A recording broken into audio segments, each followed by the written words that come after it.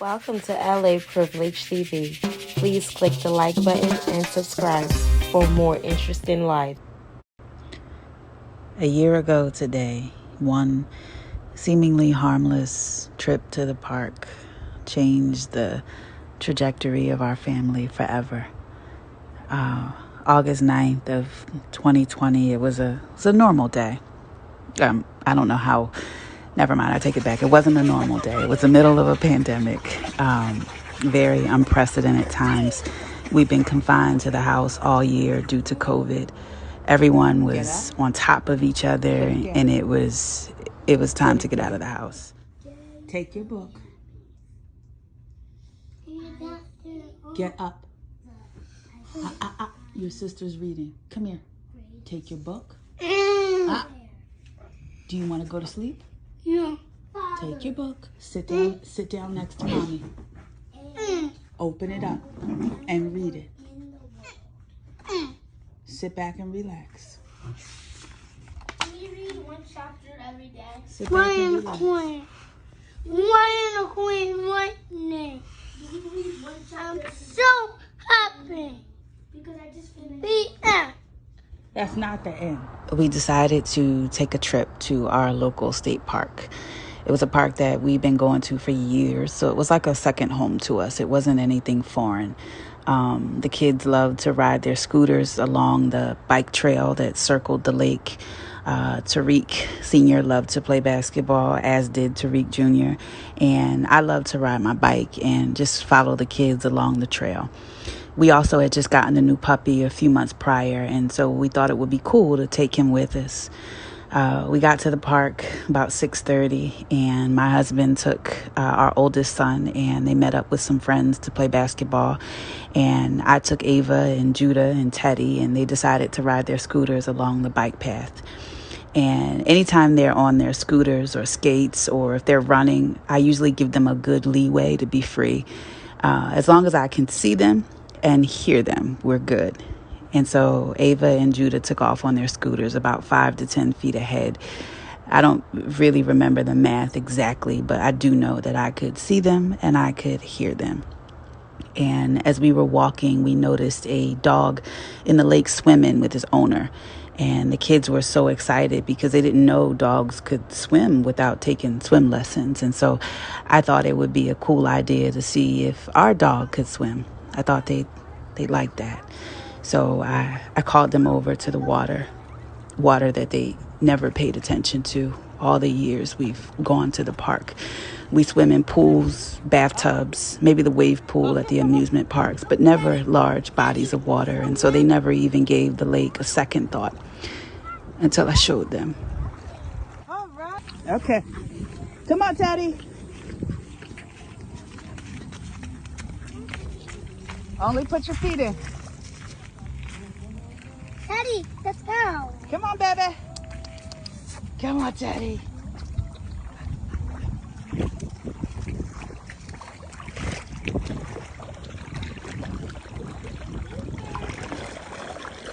Daddy's swimming.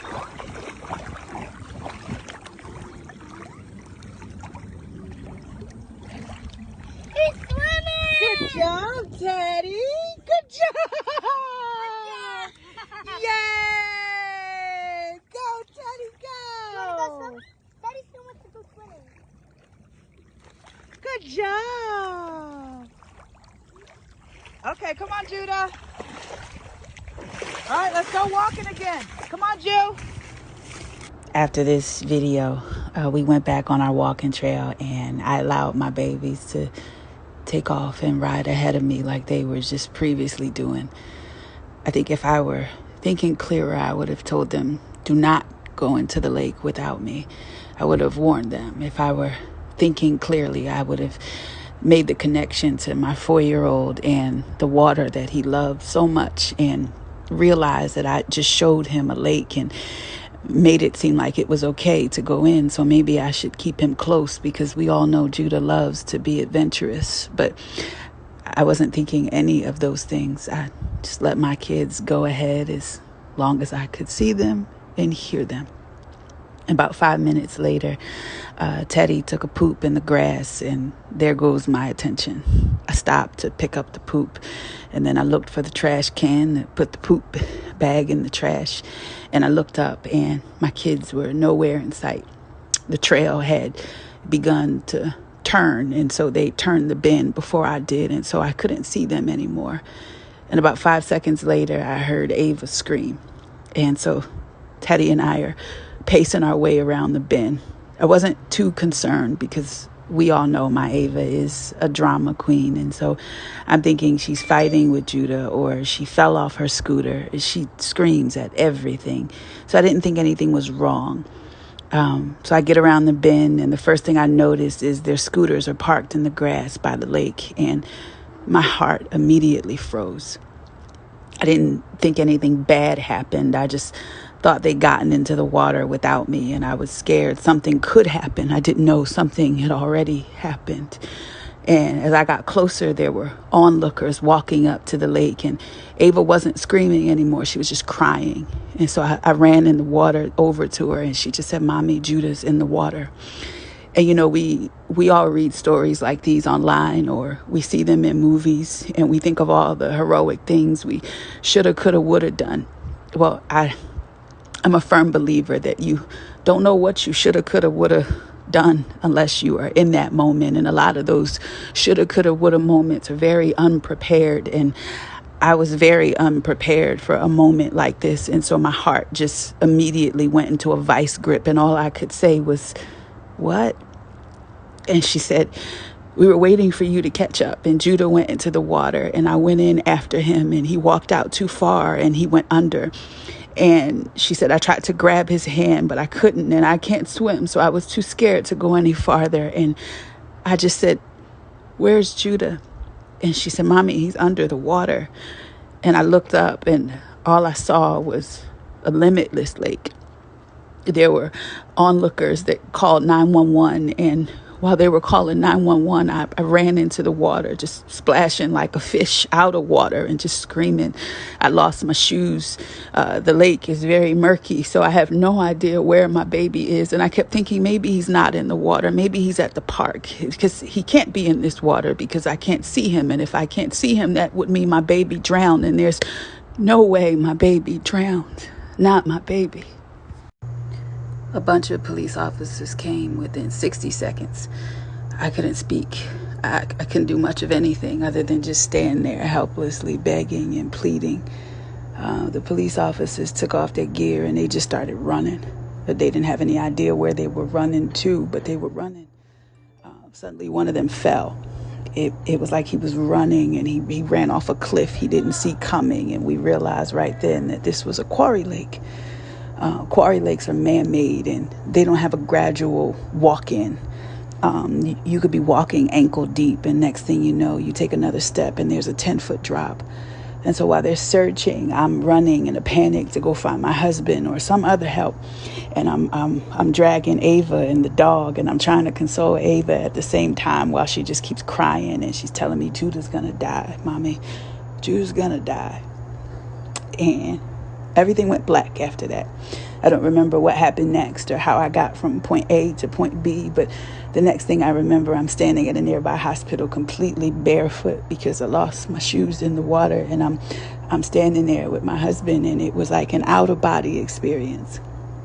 I could see myself panicking. I could see Tariq asking me 1,000,001 questions, and I could see the doctor come out and usher us into the hospital.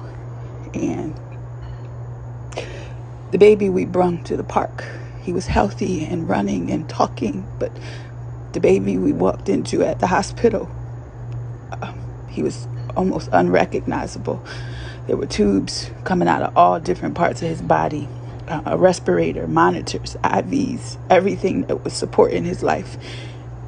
We were told that he wouldn't make it 24 hours and he would be clinically brain dead within that time. But he made it. On day 4, they scanned his brain, and they told us that even though he made it, he would never be able to see or hear or eat or breathe unassisted or walk or talk. He was hanging on by a thread, and they encouraged us to let him die. And I I went home and I prayed so hard. I said, God, please don't do this to me. Don't make me do this. If you want him, you take him, but don't make me do it. I can't do it. I don't believe that God puts more on us than we can bear, and I can bear a lot of things, and I have bared a lot of things, but this was something that I could not do. And I believe that if God wanted him to die, he would have taken him at the lake, but since he was alive, it must be meant for him to live. So he was gonna live.